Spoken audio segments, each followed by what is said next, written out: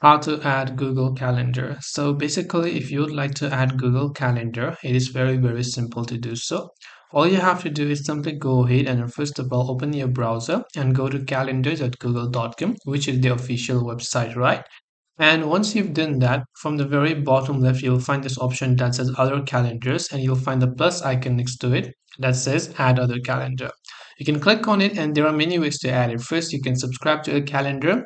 You can browse calendars of interest. You can import from URL or import them from your computer.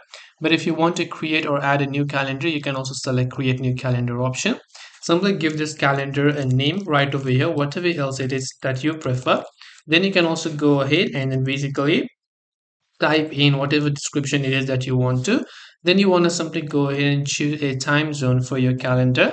Then click on the create calendar option and you'll be able to create them. This way you'll be able to go ahead and then basically create calendar. I hope that this video really helped you. If you have got any further questions, feel free to also leave them down in the comment section below. As always, thank you for watching till the very end and see you soon in our next video.